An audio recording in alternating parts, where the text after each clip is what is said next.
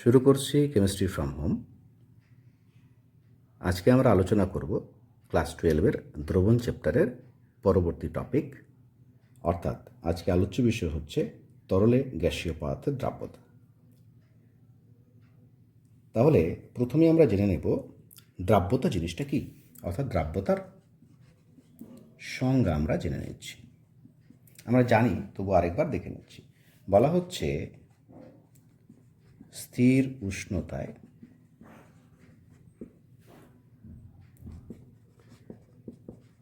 নির্দিষ্ট পরিমাণ কোনো দ্রাবকের মধ্যে কোনো দ্রাবের যত পরিমাণ দ্রবীভূত হয়ে সম্পৃক্ত দ্রবণ উৎপন্ন করে তাকেই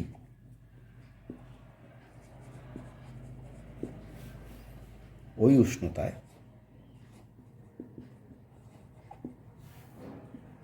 ওই দ্রাবকে ওই দ্রাবের দ্রাব্যতা বলে। আরেকবার দেখে নিচ্ছি, স্থির উষ্ণতায় নির্দিষ্ট পরিমাণ কোনো দ্রাবকের মধ্যে কোনো দ্রাবের যত পরিমাণ দ্রবীভূত থাকে এবং সম্পৃক্ত দ্রবণ তৈরি করে তাকেই, অর্থাৎ সেই পরিমাণটাকেই ওই উষ্ণতায় ওই দ্রাবকের মধ্যে ওই দ্রাবটির দ্রাব্যতা বলে। তো বিষয়টা আরেকবার দেখে নিচ্ছি। তার বিষয়টা কি দাঁড়াচ্ছে? দ্রাব্যতা মানে কি? নির্দিষ্ট একটা তাপমাত্রায় কোনো একটা নির্দিষ্ট পরিমাণ দ্রাবক আমরা নিয়ে নিলাম, তার মধ্যে যত পরিমাণ সর্বাধিক যত পরিমাণ দ্রবীভূত হয়ে এখানে সম্পৃক্ত দ্রবণ তৈরি করবে, সেই দ্রাবের পরিমাণটাকেই বলবো আমরা ওই উষ্ণতায় ওই দ্রাবকে ওই দ্রাবের দ্রাব্যতা। আশা করি বিষয়টা পরিষ্কার হলো। আচ্ছা, এবার আমাদের আলোচ্য বিষয় মূলত তরলে গ্যাসীয় পদার্থের দ্রাব্যতা। তাহলে আমরা এখানে প্রথমে দেখে নেব কোনো একটা তরলের মধ্যে কোনো একটা গ্যাস কিভাবে দ্রবীভূত হয়, অর্থাৎ তরলে গ্যাসের দ্রবীভূত হওয়ার প্রক্রিয়াটা আমরা একটু দেখে নিচ্ছি এখানে আমাদের বোঝার সুবিধার্থে। ভাবলাম কোনো একটা পাত্রে আমরা কিছু পরিমাণ তরল নিয়ে নিলাম। আচ্ছা, এবার এই তরলের উপরে এখানে কোনো একটা গ্যাস আছে ভাবলাম। তো এই গ্যাসের অণুগুলো কিন্তু আমরা জানি সর্বদা সঞ্চরণশীল থাকে। তো এরা গ্যাসের অণুগুলো কিন্তু সঞ্চরণশীল থেকে মাঝে মধ্যে কিছু কিছু অণু এই তরলের পৃষ্ঠতলে এসে আঘাত করে। যখনই আঘাত করে তখন সেই গ্যাসের কিছু কিছু অণু কিন্তু সেই তরলের মধ্যে দ্রবীভূত হয়ে যায়, কারণ তখন তারা সংস্পর্শে আসে, আকর্ষণ বলটা বেড়ে যায়। এভাবে করে তরলের মধ্যে গ্যাসটা দ্রবীভূত হয়। আবার সেই সঙ্গে তরলে যখন গ্যাসে দ্রবীভূত হয়, কিছু কিছু সেই দ্রবীভূত গ্যাসের অণুগুলো কিন্তু আবার এখান থেকে বেরিয়েও যায়। তা আমরা ভাবলাম একটা বদ্ধ পাত্রের মধ্যে একটা তরল আমরা নিয়েছি, কিছুটা ফাঁকা ছিল, সেই জায়গায় কোনো একটা গ্যাস আমরা রেখেছি। স্টার্টিংয়ে কী হবে, একদম শুরুতে কী হবে, শুরুর থেকে ভাবছি। শুরুতে গ্যাসের অণুগুলো সর্বদা সঞ্চরণশীল আছে, পাত্রের দেয়ালে ধাক্কা দিচ্ছে এবং তরলের পৃষ্ঠতলে ধাক্কা দিচ্ছে এবং কিছু কিছু অণু এই তরলের মধ্যে দ্রবীভূত হয়ে যাচ্ছে। আবার সেই সঙ্গে তরলে দ্রবীভূত গ্যাসের পরিমাণ বাড়ছে, আস্তে আস্তে করে এই তরল থেকে গ্যাসের অণুগুলো কিন্তু কিছু কিছু করে বাইরে বেরিয়ে যাওয়ার প্রবণতা দেখা যাবে। অর্থাৎ এখানে একটা দুটো বিপরীত প্রক্রিয়া কিন্তু চলতে থাকবে। একটা কি প্রক্রিয়া? একটা হচ্ছে গ্যাসের অণুগুলো তরলে দ্রবীভূত হচ্ছে, অপর বিপরীত প্রক্রিয়াটা কি? তরলে দ্রবীভূত গ্যাসের অণুগুলো আবার গ্যাসীয় পদার্থ হয়ে তরল থেকে বেরিয়ে যাচ্ছে, দ্রবণ থেকে বেরিয়ে যাচ্ছে। এবার শুরুতে গ্যাস থেকে তরলে দ্রবীভূত হওয়ার প্রক্রিয়ার হার বেশি থাকবে, তরলে দ্রবীভূত গ্যাসটা বেরিয়ে যাওয়ার হার কম থাকবে। ধীরে ধীরে তরলের এই গ্যাসটা তরলে দ্রবীভূত হওয়ার যে হারটা সেটা কমবে এবং তরল থেকে গ্যাসীয় পদার্থ বেরিয়ে যাওয়ার যে হারটা সেটা বাড়বে।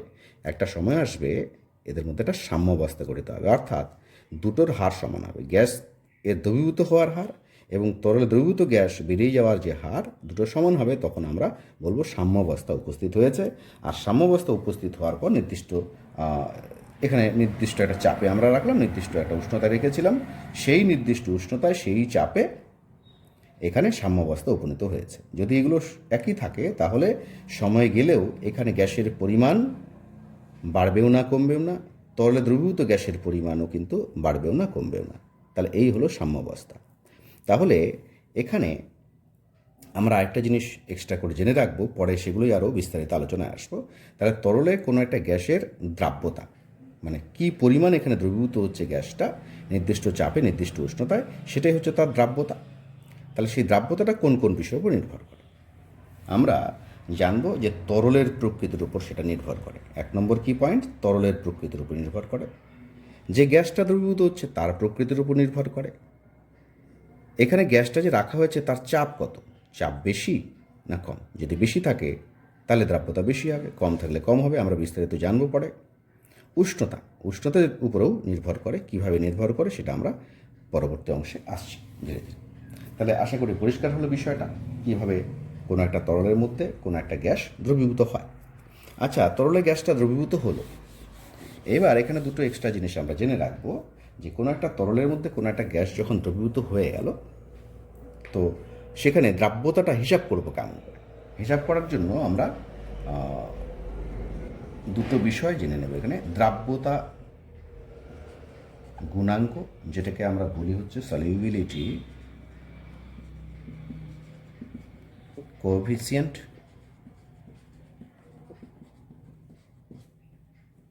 আরেকটা হচ্ছে অবশোষণ গুণাঙ্ক, যেটাকে আমরা বলি অ্যাবজর্পশন কোএফিসিয়েন্ট।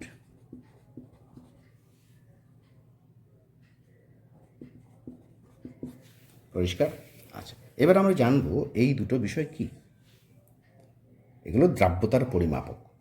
তো জিনিসটা কি বলছে, পরীক্ষাকালীন একটা উষ্ণতায়, ভাবলাম টি উষ্ণতা, 1 অ্যাটমসফিয়ার চাপে, অর্থাৎ 1 বায়ুমণ্ডলীয় চাপে 1 আয়তন কোনো একটা তরল দ্রাবক নিয়ে নিলাম। 1 আয়তন কোনো একটা তরল দ্রাবক নিলাম, নির্দিষ্ট পরীক্ষাকালীন উষ্ণতায় 1 অ্যাটমসফিয়ার চাপে 1 আয়তন কোনো তরল দ্রাবকের মধ্যে যত আয়তন কোনো একটা গ্যাস যেটা দ্রবীভূত হচ্ছে, সেই গ্যাসটা যত আয়তন দ্রবীভূত থাকবে, সে আয়তনের মানটাকে বলা হবে ওই উষ্ণতায় ওই তরলে ওই গ্যাসের দ্রাব্যতা গুণাঙ্ক। আবার বলছি, নির্দিষ্ট একটা পরীক্ষাকালীন উষ্ণতায় এবং 1 বায়ুমণ্ডলীয় চাপে 1 আয়তন কোনো তরল দ্রাবকের মধ্যে যত আয়তন কোনো একটা গ্যাসীয় দ্রবীভূত হয়ে সম্পৃক্ত দ্রবণ তৈরি করে, বা সর্বাধিক যত পরিমাণ গ্যাস দ্রবীভূত হতে পারে, সেই পরিমাণটাকে, গ্যাসের সেই আয়তনটাকেই বলবো আমরা ওই উষ্ণতায় ওই তরলে ওই গ্যাসের দ্রাব্যতা গুণাঙ্ক বা সলিবিলিটি কোএফিসিয়েন্ট। বিষয়টা আশা করি বোঝা গেল। এবার চলে আসলাম আমরা অবশোষণ গুণাঙ্ক। সেখানে কি, নির্দিষ্ট পরীক্ষাকালীন উষ্ণতায় 1 অ্যাটমসফিয়ার চাপে 1 আয়তন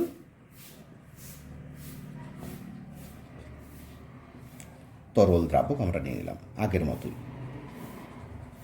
তরল দ্রাবক। এর মধ্যে সর্বাধিক যত পরিমাণ কোনো গ্যাস, যত আয়তন কোনো একটা গ্যাস দ্রবীভূত হতে পারে এবং সম্পৃক্ত দ্রবণ তৈরি করে, তাহলে গ্যাসের সে আয়তনটাকে আমরা যদি খাতায় কলমে হিসাব করি, এসটিপিতে তার আয়তনটা কত হিসাব করি, তাহলে যে মানটা এসটিপিতে আমরা পাবো, এই গ্যাসের আয়তনের যে মানটা এসটিপিতে পাবো, সেই মানটাকেই বলবো আমরা ওই তরলে ওই গ্যাসের অবশোষণ গুণাঙ্ক বা অ্যাবজর্পশন কোএফিসিয়েন্ট। আবার বলছি, নির্দিষ্ট পরীক্ষাকালীন উষ্ণতায় 1 অ্যাটমসফিয়ার চাপে 1 আয়তনের কোনো তরল দ্রাবকের মধ্যে যত আয়তন কোনো গ্যাস দ্রবীভূত হয়ে সম্পৃক্ত দ্রবণ তৈরি করে, সেই আয়তন গ্যাসকে যদি এসটিপিতে হিসাব করে নেওয়া যায়, এসটিপিতে যে আয়তন সে দখল করবে সেই আয়তনটাকেই বলবো আমরা ওই তরলে ওই গ্যাসের অবশোষণ গুণাঙ্ক। পরিষ্কার হলো বিষয়টা? আচ্ছা, আমরা এবার নেক্সট পয়েন্টে চলে যাচ্ছি। নেক্সট পয়েন্ট যেটা আলোচনা করব সেটা হচ্ছে তরলে গ্যাসের দ্রাব্যতার উপর প্রভাবকারী বিষয়গুলি।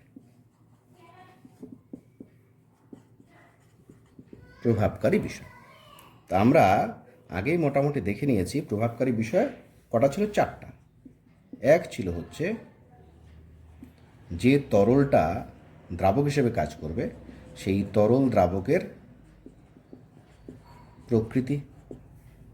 2 নম্বর ছিল হচ্ছে যে গ্যাসটা দ্রবীভূত হবে সেই দ্রাবক যে গ্যাসটা তার প্রকৃতি। 3 নম্বর পয়েন্ট ছিল হচ্ছে উষ্ণতা। আর 4 নম্বর পয়েন্ট হচ্ছে চাপ। এখানে চাপের প্রসঙ্গে একটা কথা বলি যে তরলের মধ্যে গ্যাসের দ্রাব্যতা যখন তার প্রভাব যখন বিচার করব তখন কিন্তু চাপের প্রভাবটা আসবে এবং বাকি 3টাও থাকবে। কিন্তু যদি কোনো একটা কঠিন এবং তরলের দ্রবণ হয় বা তরল দ্রবণ বা কঠিন দ্রবণ হয় তখন কিন্তু তার দ্রাব্যতাটা চাপের উপর নির্ভর করে না। কেন? কারণ তরল এবং কঠিন দুটোর ক্ষেত্রে কিন্তু তাদের চাপের ফলে তাদের আয়তনের সংকোচন খুব একটা হয় না বললেই চলে, অর্থাৎ এরা অসংনম্য বলা যায়। তার ফলে চাপের প্রভাব নেই। কিন্তু গ্যাস যেহেতু সংনম্য, চাপ বাড়ালে আয়তন অনেকটা কমে যায়, ফলে এর দ্রাব্যতাও কিন্তু চাপের উপর নির্ভরশীল হয়। এবার এই 4টে বিষয় আমরা পরপর নিয়েছি, সেগুলো এক এক করে আলোচনা করব। তাহলে প্রথম পয়েন্ট সেটা হচ্ছে কি, তরল দ্রাবকের প্রকৃতি। আচ্ছা, তরল দ্রাবকের প্রকৃতি কীরকম? আমি যদি ভাবি যে HCl গ্যাস আমি নিয়েছি, একে যখন আমি জলে দ্রবীভূত করব, জলে দ্রবীভূত হয়ে সে কী করবে, H+ আর Cl- আয়ন দিয়ে দেবে। ফলে জলে এর দ্রাব্যতা অনেক বেশি হবে। কিন্তু সেটাকেই যদি আমি বেনজিন বা ক্লোরোফর্ম এই জাতীয় দ্রাবকের মধ্যে দিই, তখন কিন্তু সে বিয়োজিত হয়ে H+ Cl- দিতে পারবে না। ফলে দ্রাব্যতা, বেনজিনে কিন্তু দ্রাব্যতা অনেকটা কম হবে। তাহলে একই গ্যাস ছিল, দ্রাবক একই আছে। দ্রাবক হচ্ছে জল যখন, তখন দ্রাব্যতা বেশি, যখন দ্রাবক বেনজিন বা ক্লোরোফর্ম তখন দ্রাব্যতা অনেকটা কম হলো। তাহলে এখানে দ্রাব্যতাটা কিসের উপর নির্ভর করলো? দ্রাবকের প্রকৃতির উপর নির্ভর করলো। পরিষ্কার? আচ্ছা, নেক্সট কি আছে? দ্রাবের প্রকৃতি। 2 নম্বর পয়েন্ট আমরা আলোচনা করছি, সেটা কি?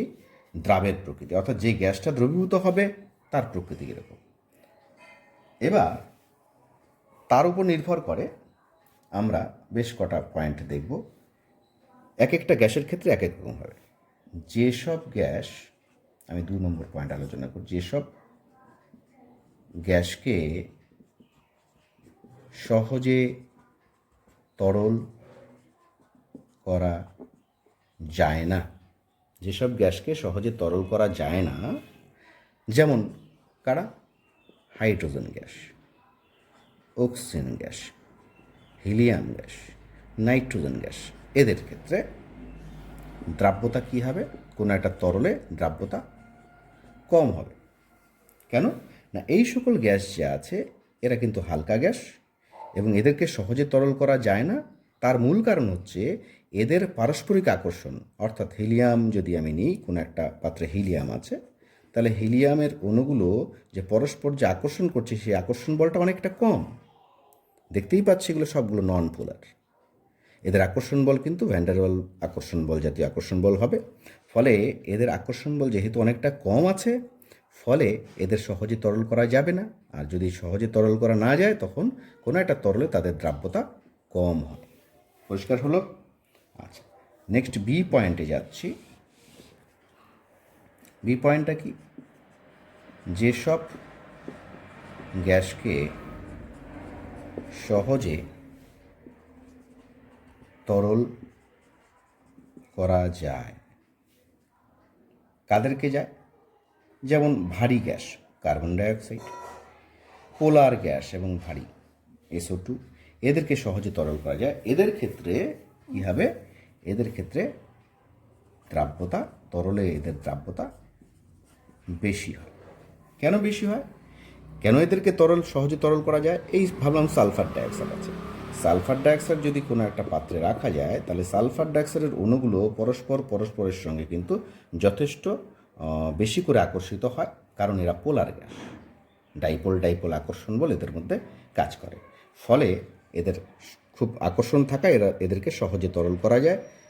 কার্বন ডাইঅক্সাইডের ভারী গ্যাস হওয়ার জন্য আকর্ষণ বলটা বেশি, পারস্পরিক কার্বন ডাইঅক্সাইড অণুর সঙ্গে কার্বন ডাইঅক্সাইড অণুর পারস্পরিক আকর্ষণ বল বেশি, ফলে সহজে তরল করা যায়।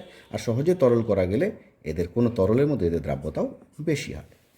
আচ্ছা, এবার পয়েন্ট সিতে চলে আসলাম, 2-এর সি। সেখানে কি বলবো? বলছে কিছু কিছু গ্যাস আছে যে গ্যাসগুলো কিন্তু কোনো একটা নির্দিষ্ট দ্রাবকে এদের দ্রাব্যতা অনেক বেশি হয়। যেমন HCl গ্যাসকে যদি আমরা জলের মধ্যে দিয়ে দিই, তাহলে H+ আর Cl- আয়নে ভেঙে যায়। ফলে জলে কিন্তু HCl গ্যাসের দ্রাব্যতা অনেক বেশি হয়। অর্থাৎ যে সকল গ্যাস কোনো দ্রাবকে দ্রবীভূত হয়ে বিয়োজিত হয়, তাদের কিন্তু দ্রাব্যতা বেশি হয়। তাছাড়া NH3 গ্যাস, সেটাকেও যদি আমরা জলে দিয়ে দিই, তাহলে দেখা যায় জলের সঙ্গে আংশিকভাবে একটা বিক্রিয়ার মতো করে এই আয়নগুলো কিন্তু উৎপন্ন করে।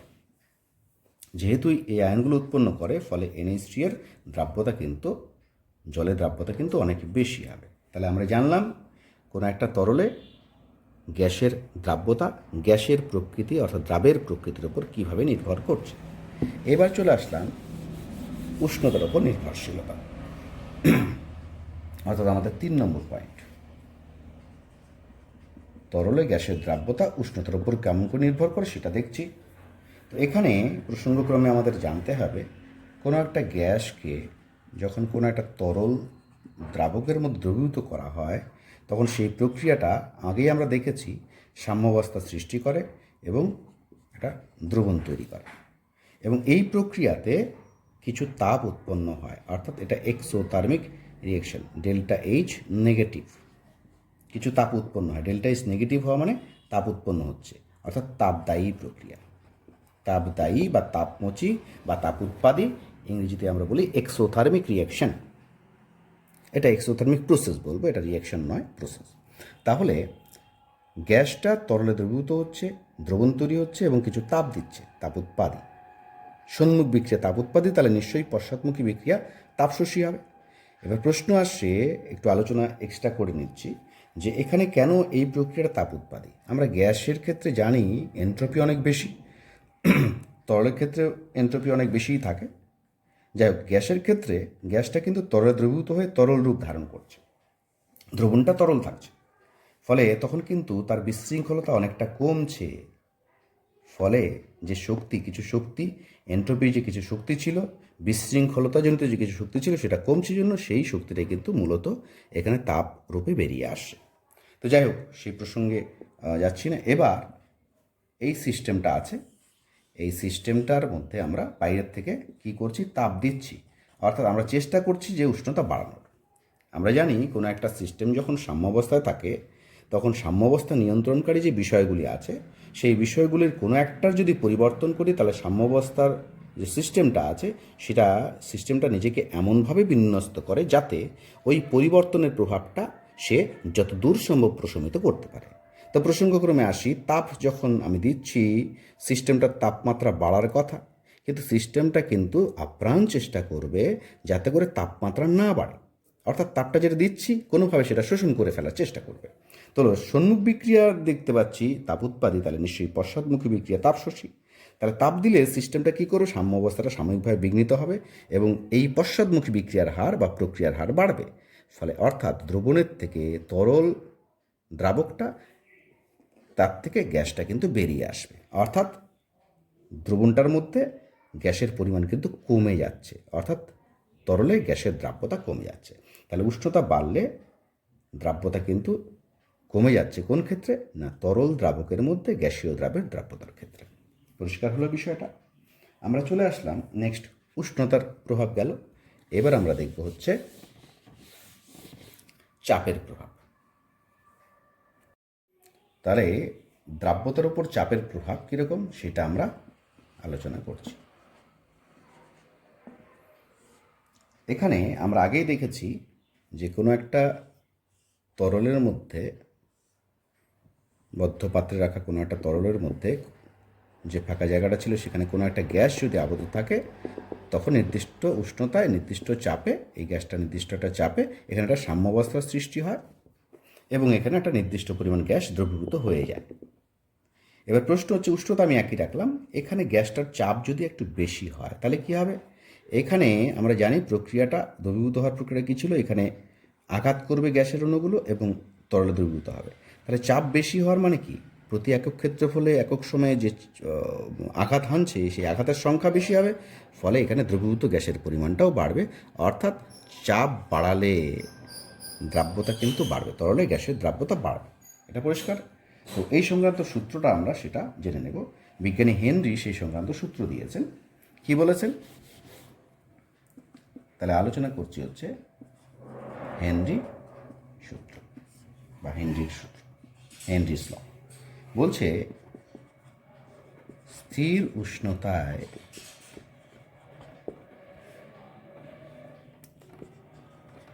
কোনো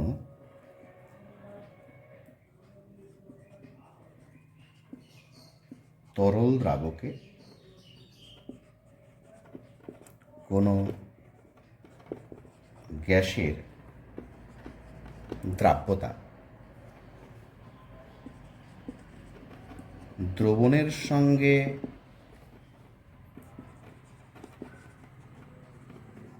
সাম্যাবস্থায় থাকা উক্ত গ্যাসের চাপের সমানুপাতিক। তাহলে কিছুক্ষণ আগেই দেখলাম যে গ্যাস ছিল একটা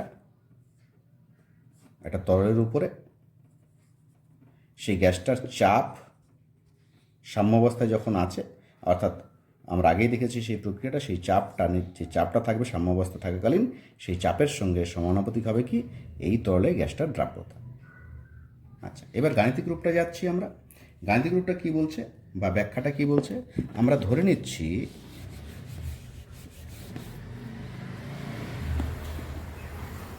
ধরি কোনো একটা তরলের মধ্যে, তরলে গ্যাসের দ্রাব্যতা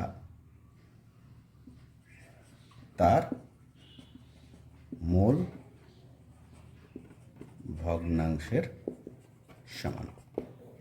মোল ভগ্নাংশের সমান মানে কি? কোনো একটা তরলের মধ্যে কোনো একটা গ্যাস দ্রবীভূত হলো, যত বেশি দ্রবীভূত হবে ওই তরলের মধ্যে তত গ্যাসের মোল সংখ্যা বাড়বে, অর্থাৎ তার মোল ভগ্নাংশ বাড়বে। তাহলে মোল ভগ্নাংশ, দ্রবণের মধ্যে গ্যাসের মোল ভগ্নাংশ বেশি মানে বেশি পরিমাণ গ্যাস দ্রবীভূত হয়েছে। তাহলে মোল ভগ্নাংশকে আমরা দ্রাব্যতার পরিমাপক রূপে বিচার করছি। তাহলে এটা হচ্ছে ধরে নিচ্ছি। তাহলে আমরা যদি ধরি যে এক্স হচ্ছে সেই মানটা, কোনো একটা তরলে দ্রবীভূত, কোনো একটা তরলের মধ্যে দ্রবীভূত যে গ্যাসটা আছে তার মোল ভগ্নাংশ কত? এক্স। এখানে সাম্যাবস্থায় ছিল যে গ্যাসটা, তার সাম্যাবস্থায় চাপ হচ্ছে পি। তাহলে পরে নির্দিষ্ট উষ্ণতায় উষ্ণতাটা স্থির রেখে কাজটা করব, পরীক্ষা করব। তাহলে তখন কি হবে? বলা হচ্ছে দ্রাব্যতাটা এক্স, সেটা সাম্যাবস্থায় থাকা গ্যাসটার চাপের সঙ্গে সমানুপাতিক হবে। এটা হেনরি সূত্রের প্রাথমিক কথা। এটাকে আমরা এভাবে লিখতে পারি, তাহলে পি ভেরিজেস এক্স হবে। এক্স যদি পি সমানুপাতিক হয় তাহলে পিও এক্সের সমানুপাতিক হবে। তাহলে এখান থেকে এটাকে আমরা পি ইকুয়াল টু করতে গেলে একটা ধ্রুবক পদ দিয়ে গুণ করতে হবে। কে এইচ হচ্ছে সেই ধ্রুবক, কে এইচ ইন্টু এক্স। এই কে এইচটা কি? কে এইচ হচ্ছে একটা ধ্রুবক যেটাকে আমরা বলি হেনরির ধ্রুবক। কেএইচ হচ্ছে ধ্রুবক, যেটাকে আমরা হেনরির ধ্রুবক বলি। ঠিক আছে, হেনরির ধ্রুবক। আচ্ছা, এইবার এই যে কেএইচটা আমরা পেলাম, কেএইচটা কিন্তু কিসের উপর নির্ভর করবে? নির্ভর করবে কোন গ্যাস নেওয়া হয়েছে, অর্থাৎ দ্রাবের প্রকৃতির উপর নির্ভর করবে। কোন তরল নেওয়া হয়েছে, অর্থাৎ তরল দ্রাবকের প্রকৃতির উপর নির্ভর করবে। আর নির্ভর করবে হচ্ছে উষ্ণতার উপর। জেনে রাখলাম, পরে আমাদের কাজে লাগবে। আচ্ছা, পরের অংশে যাচ্ছি। তাহলে এবার এটা গেল হচ্ছে কোনো একটা তরলের মধ্যে কোনো একটা গ্যাস যখন দ্রবীভূত হচ্ছে, সাম্যাবস্থায় আসছে, তখনকার গল্প। এবার যদি এখানে একটা গ্যাস মিশ্রণ রাখা থাকে, মিশ্র গ্যাস, তাহলে তার প্রত্যেকটি উপাদানের জন্য আমরা পৃথক পৃথকভাবে হেনরি সূত্র যদি প্রয়োগ করি, তখন সূত্রটা দাঁড়ায় হচ্ছে, গাণিতিক রূপটা দাঁড়ায় হচ্ছে PI equal to XI into KH into XI। মানেটা কি? পিআই হচ্ছে এই যে গ্যাস মিশ্রণটা আছে, মিশ্রণে আইতম একটা উপাদান, তার আংশিক চাপ, আংশিক চাপটাই তার চাপ, তার থেকে প্রাপ্ত চাপ, সেটাই হচ্ছে পিআই। এক্সআই কি? এখানে তো অনেকগুলো গ্যাসই দ্রবীভূত হলো, আইতম উপাদানটার মূল ভগ্নাংশ কত, সেটা হচ্ছে এক্সআই। আর কেএইচ তো হেনরির ধ্রুবক। তাহলে মিশ্র গ্যাসের ক্ষেত্রে যখন কোনো একটা মিশ্র গ্যাস কোনো একটা তরলের সঙ্গে সাম্যাবস্থা থাকবে নির্দিষ্ট উষ্ণতা, তখন এক একটা উপাদানের জন্য হেনরির সূত্রের গাণিতিক রূপটা হচ্ছে এইটা। জেনে রাখলাম আমরা। এইবার আমরা চলে আসবো এই যে কেএইচ, কেএইচের এককটা কী দাঁড়াবে। কেএইচ আমরা পাচ্ছি, আমি যদি মূল জায়গার থেকে যাই, এক একটা গ্যাসের জন্য যাই, তাহলে কেএইচ ইকুয়াল টু P/X। পিটা কী জিনিস? চাপ। এক্সটা কী জিনিস? মোল ভগ্নাংশ। তাহলে কেএইচের একক দাঁড়াবে, পি এর একক মানে চাপের একক উপরে, আর মোল ভগ্নাংশের একক তো নেই। তাহলে আলটিমেটলি কেএইচের এককটা দাঁড়াবে হচ্ছে চাপের একক। যেমন অ্যাটমসফিয়ার হতে পারে, বার হতে পারে, এগুলো হচ্ছে কেএইচের একক হবে। পরিষ্কার হলো বিষয়টা? আচ্ছা, কেএইচের আরও কিছু বৈশিষ্ট্য আমরা এবার জেনে নেব। তাহলে কেএইচের বৈশিষ্ট্যগুলো দাঁড়াচ্ছে, কেএইচের বৈশিষ্ট্য, 1 নম্বর বৈশিষ্ট্য যেটা দেখব আমরা, সেটা হচ্ছে কেএইচের মান কিন্তু গ্যাসের প্রকৃতির উপর নির্ভর করে। কেএইচের মান যে গ্যাসটা দ্রবীভূত হচ্ছে তার প্রকৃতির উপর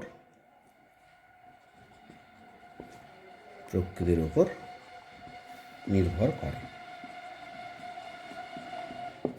কীরকম সেটা? আমি যদি ভাবি যে 25 ডিগ্রি সেন্টিগ্রেড উষ্ণতায় জলের মধ্যে নাইট্রোজেন গ্যাসের কেএইচের মান KN2 যদি বলি, সেটা কত? 8.6 ইন্টু 10⁴।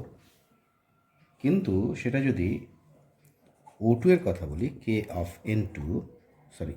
O2, সেটা কত দাঁড়ায়? সেটা হচ্ছে 4.2 ইন্টু 10⁴ ATM। তাহলে আমরা দেখতে পেলাম কেএইচের মান কিন্তু গ্যাসের প্রকৃতির উপর নির্ভর করছে। 2 নম্বর পয়েন্ট যেটা, সেটা হচ্ছে কি, যে তরলের মধ্যে গ্যাসটা দ্রবীভূত হবে তার উপরেও নির্ভর করবে, তার প্রকৃতির উপর। তাহলে কেএইচ এর মান তরল দ্রাবক এর প্রকৃতির উপর নির্ভর করে। অর্থাৎ একই গ্যাস যদি আমরা নিই, ভাবলাম যে 20 ডিগ্রি সেন্টিগ্রেড উষ্ণতায় আমি O2 গ্যাস নিলাম, তাহলে একে আমরা জলে দ্রবীভূত যখন করব, তখন এর দ্রাব্যতার মান হয়, কেএইচের মান হয় 8.4 ইন্টু 10⁴ ATM। কিন্তু সেটাই যদি আমরা বেনজিনে করি, বেনজিনে করলে তার মানটা দাঁড়ায় হচ্ছে 0.23 ইন্টু 10⁴ ATM। বিষয়টা বোঝা গেল? তাহলে আমরা দেখলাম কেএইচের মান এই দুটো বিষয়ের উপর নির্ভর করছে, আরও বিষয় আছে সেগুলো দেখছি। কি আর একটা 3 নম্বর পয়েন্ট যেটা, সেটা হচ্ছে দুটা নির্দিষ্ট গ্যাসের আংশিক চাপ যদি একই হয়, দুটা গ্যাসের আংশিক চাপ, আমি ভাবলাম যে একটা পাত্রের মধ্যে একটা তরল নিয়েছি, তরল দ্রাবক, এখানে আমি দুটো গ্যাস দিয়েছি, গ্যাস 1 আর গ্যাস 2, এদের দুটোরই আংশিক চাপ ভাবলাম সমান আছে।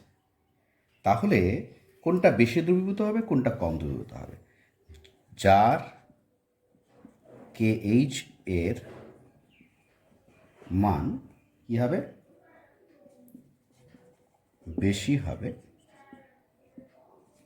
তার দ্রাব্যতা কম হবে। আর যার হচ্ছে KH এর মান কম হবে, তার দ্রাব্যতা হবে বেশি। কেন এরকম হচ্ছে? আমরা সমীকরণটার দিকে যদি তাকাই তাহলে কি দেখতে পাচ্ছি, P = KH × X। তাহলে দেখতে পাচ্ছি নির্দিষ্ট এইটা যদি একই থাকে, তাহলে KH এর মান যদি কারো বেশি হয়, তাহলে নিশ্চয়ই এর সমান করতে গেলে এর মান, অর্থাৎ দ্রবীভূত গ্যাসের মোল ভগ্নাংশ কম হতে হবে, অর্থাৎ দ্রাব্যতা কম। আর এর মান যদি কম হয়, একই হয়, যদি KH এর মান যদি এবার কম হয়, তাহলে এর সমান করতে গেলে নিশ্চয়ই এর মানটা বেশি হতে হবে, অর্থাৎ দ্রাব্যতা বেশি। আশা করি বোঝা গেল। এবার উষ্ণতা বৃদ্ধিতে আরেকটা পয়েন্ট হচ্ছে, উষ্ণতার উপর কিন্তু KH এর মান নির্ভর করে। উষ্ণতা বৃদ্ধিতে KH এর মান কী হবে, বাড়বে। তার মানে উষ্ণতা বৃদ্ধিতে KH এর মান বাড়বে। KH এর মান বাড়লে কী হয়, দ্রাব্যতা কম হয়, আর উষ্ণতা বৃদ্ধিতে তরলে গ্যাসের দ্রাব্যতা কিন্তু কমে যায়। আমরা আগেও দেখেছি, এখন আমরা দেখি। তাহলে এই গেল হচ্ছে KH এর কিছু বৈশিষ্ট্য। আচ্ছা, এবার হেনরির সূত্রের প্রযোজ্যতা, অর্থাৎ কোন কোন ক্ষেত্রে হেনরির সূত্র প্রয়োগ করা যাবে বা কোন ক্ষেত্রে যাবে না। তাহলে এখানে আমাদের জানতে হবে যেটা, যে তরল দ্রাবকে কোনো গ্যাস যদি অধিক মাত্রায় দ্রবীভূত হয়, অর্থাৎ খুব মাত্রা বেশি মাত্রায় দ্রবীভূত যদি হয়, যেমন HCl গ্যাস বা NH3 গ্যাস, এগুলো জানি জলের মধ্যে দিলে পরে খুব বেশি মাত্রায় দ্রবীভূত হয়, তখন কিন্তু হেনরির সূত্রটা এক্ষেত্রে প্রয়োগ করা যাবে না। অর্থাৎ এগুলো কিন্তু তরলে বিয়োজিত হচ্ছে, সেই কারণে দ্রাব্যতাও বেশি, এই জন্য প্রয়োগ করা যাবে না হেনরির সূত্রটা। কোনো গ্যাস যদি তরলের মধ্যে দ্রবীভূত হয়ে কোনো বিক্রিয়া করে ফেলে, তখনও কিন্তু হেনরির সূত্র প্রয়োগ করা যাবে না।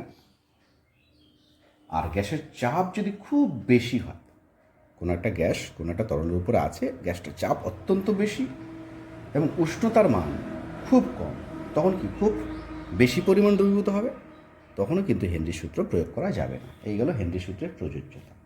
আমরা এখন জানব হেনরির সূত্র সংক্রান্ত কয়েকটি বাস্তব ঘটনা সম্পর্কে। যেমন আমরা দেখেছি, কোল্ড ড্রিঙ্কস আমরা কম বেশি সবাই দেখেছি বা খেয়েছি। তো সেই ক্ষেত্রে কি হয়, আমরা জানি উচ্চ চাপে মিষ্টি জলের মধ্যে কার্বন ডাইঅক্সাইড গ্যাসটা দ্রবীভূত করা থাকে বেশি মাত্রায়। যখনই ছিপিটা খুলে দিলাম, চাপটা কমে গেল, সঙ্গে সঙ্গে সেখান থেকে কিন্তু কিছু গ্যাস বেরিয়ে আসে চাপ কমে যাওয়ার জন্য, অর্থাৎ দ্রাব্যতা কমে যায় জন্য। এটা একটা ঘটনা। আমরা জানি যে ডুবুরি যারা আছে, তারা যখন জলের নিচে যায়, তখন গ্যাস সিলিন্ডার বা গ্যাসের একটা ব্যবস্থা, বায়ু রাখা থাকে উচ্চচাপে, এরকম একটা সিলিন্ডার কিন্তু ওরা নিয়ে যায় সঙ্গে। তো এখানে যখনই কোনো একটা ডুবুরির সেই উচ্চচাপে বায়ুটা ওর শরীরে ঢুকবে, তখন তার রক্তের মধ্যে ওই বায়ুতে থাকা অক্সিজেন গ্যাস এবং নাইট্রোজেন গ্যাস মেইন, এদের দ্রাব্যতা কিন্তু বেড়ে যাবে। এবার অক্সিজেন গ্যাসটা রক্তে বেশি পরিমাণ দ্রবীভূত হচ্ছে, তাতে কিন্তু অসুবিধা নেই, সমস্যা নেই, বরং ভালোই কাজ করবে, শ্বসনটা ভালো হবে, শক্তি বেশি পাবে। কিন্তু নাইট্রোজেন গ্যাসটা, সেটা কিন্তু কোনো কাজ করছে না, দ্রবীভূত হয়ে থেকে যাচ্ছে।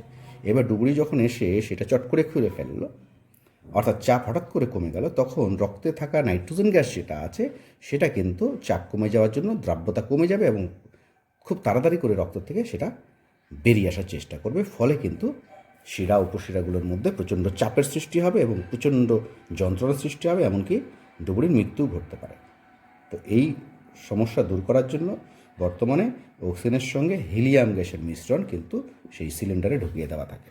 কেন না, হিলিয়ামের রক্তে বা জলের মধ্যে দ্রাব্যতা অত্যন্ত কম, ফলে দ্রবীভূতই হচ্ছে কম, ফলে বেরিয়ে আসার চান্সটাও খুব কম থাকছে, বা বেরোলেও সেটা ধীরে ধীরে বেরোবে, ফলে রক্তের মধ্যে সেই যে সমস্যাটা সৃষ্টি হবে না।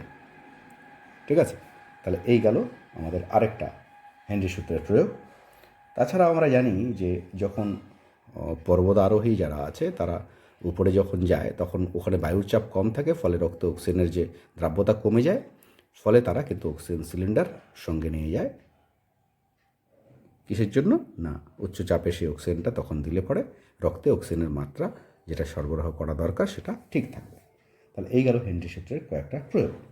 আমরা এখন একটা ছোট্ট অঙ্ক করে নেব।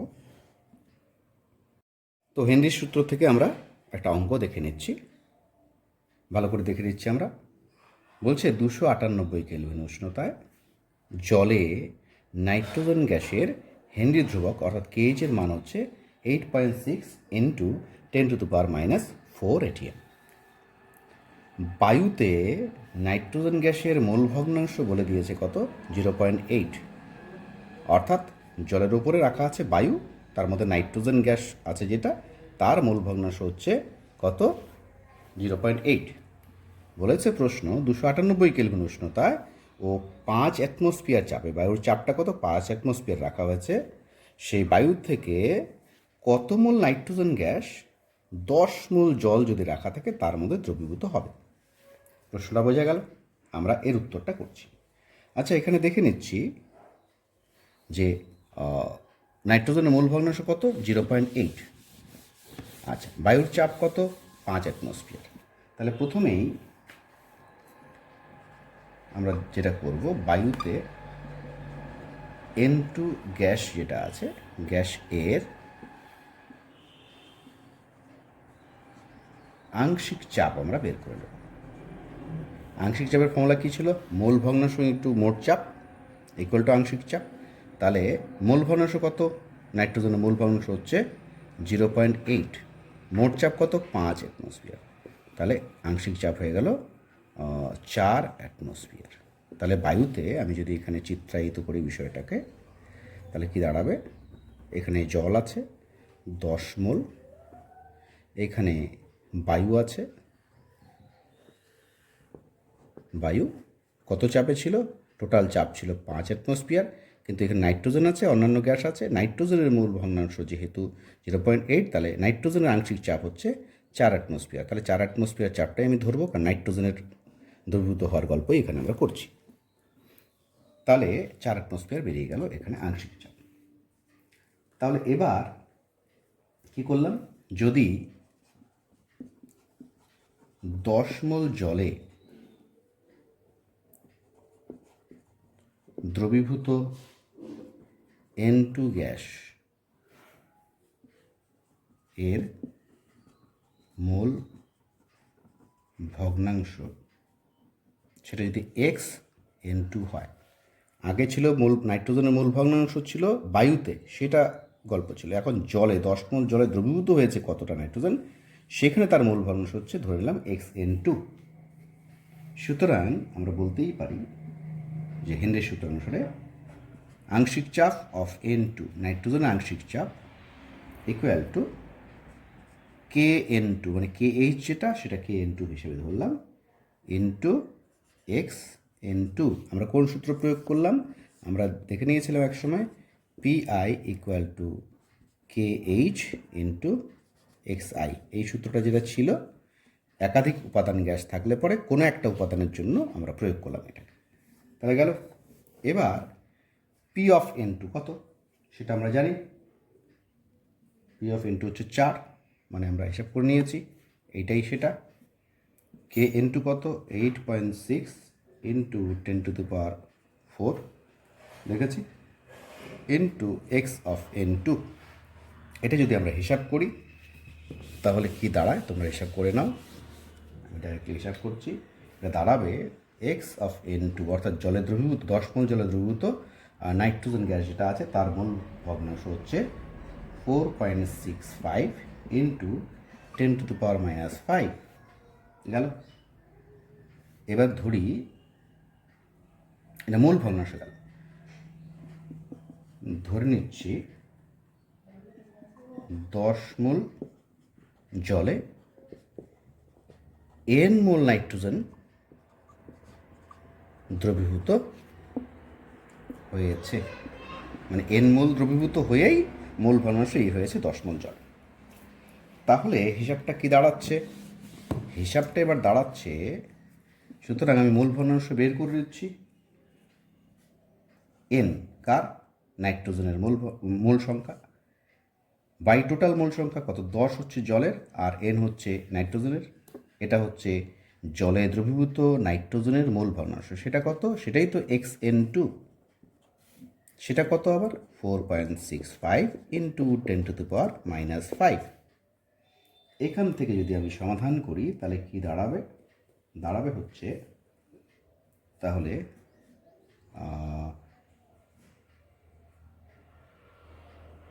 n into 1 minus 4.65 into 10⁻⁻5 equal to দাঁড়াবে হচ্ছে 4.65 ইন্টু 10⁻⁻4। হিসাবটা করে নেবে, এখান থেকে সরাসরি করলাম আমরা। সুতরাং তখন এনের মান দাঁড়াবে হচ্ছে 4.65 ইন্টু 10⁻⁻4। হিসাবটা করে নেবে, সিম্পল হিসাব তোমরা করলেই পেয়ে যাবে। আমাদের এটাই চেয়েছিল, তার মানে হচ্ছে উত্তর দাঁড়াবে 298 কেলভিন উষ্ণতায় ও 5 অ্যাটমসফিয়ার চাপে বায়ু থেকে জলে দ্রবীভূত নাইট্রোজেন গ্যাসের মোল সংখ্যা হবে 4.65 ইন্টু 10⁻⁻4 মোল। পরিষ্কার? এই গেল একটা অঙ্ক। আরও আনুষঙ্গিক কিছু অঙ্ক তোমরা নিজেরা করবে।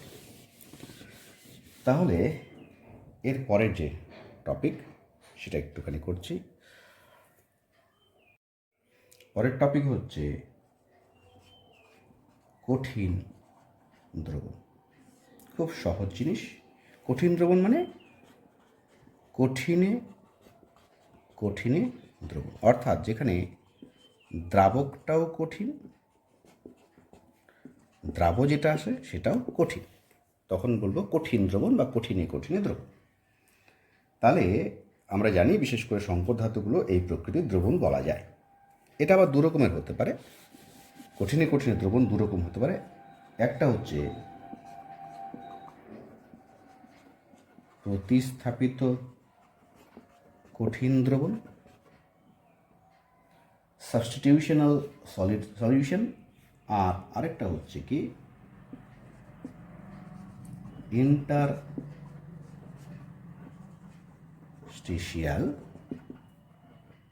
বা অন্তঃস্থানিক কঠিন দ্রবণ, ইন্টারস্টিশিয়াল সলিড সলিউশন। আচ্ছা, দুটো কী জিনিস? প্রথমটা দেখছি প্রতিস্থাপিত কঠিন।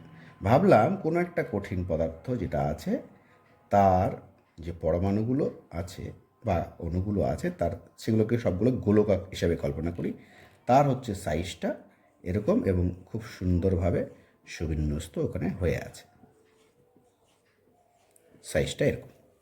তার সঙ্গে আরেকটা কঠিন আমি দিয়ে দিলাম যার হচ্ছে সাইজটাও খুব কাছাকাছি মাপের, অর্থাৎ অনুরূপ সাইজের কণা দ্বারা সে গঠিত হয়েছে। এবারে দুটো মিশিয়ে দিলে পরে দেখা যাবে এই কঠিনের মধ্যে ওই কঠিনের যে দ্রবণ তৈরি হবে সেখানে দেখা যাবে যে কিছু কিছু এই একটা কঠিনের কিছু কিছু জায়গা যেখানে এই কঠিনের অণু বা পরমাণুগুলো ছিল সেখানে অন্য পদার্থের অন্য কঠিনের অণু বা পরমাণু তার কিছু কিছু জায়গা দখল করে নিয়েছে। এরকম যখন কোনো কঠিন দ্রবণ তৈরি হবে তখন সেটাকে বলবো আমরা কে প্রতিস্থাপিত কঠিন, অর্থাৎ একের জায়গা অন্য দখল করে নিয়েছে, ল্যাটিস বিন্দুগুলো অন্য একজনে দখল করে নিয়েছে। আচ্ছা, ইন্টারস্টিশিয়াল দ্রবণ বা অন্তঃস্থানিক দ্রবণটা কীরকম? ভাবলাম কোনো একটা কঠিন পদার্থ আছে, তার কণাগুলোর সাইজ হচ্ছে এরকম, এরা এরকম করে সুন্দর করে সুবিন্যস্ত হয়ে আছে, ঠিক আছে। এবার এই যে জায়গাগুলো গ্যাপগুলো, এই গ্যাপগুলোকে বলছি আমরা ইন্টারস্টিশিয়াল ভয়েড বা অন্তঃস্থানিক স্থান।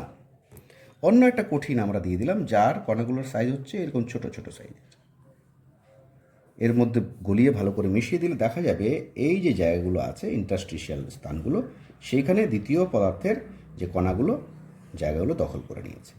তখন যে দ্রবণ তৈরি হবে কঠিন কঠিন দ্রবণ, সেটাকে বলবো আমরা কি, অন্তঃস্থানিক বা ইন্টারস্টিশিয়াল কঠিন দ্রবণ। আশা করি বিষয়টা পরিষ্কার হলো। তাহলে আজকে এই অবধি থাকবে। ধন্যবাদ। আমরা এরপরে পরবর্তী টপিক নিয়ে চলে আসবো পরের ভিডিওতে।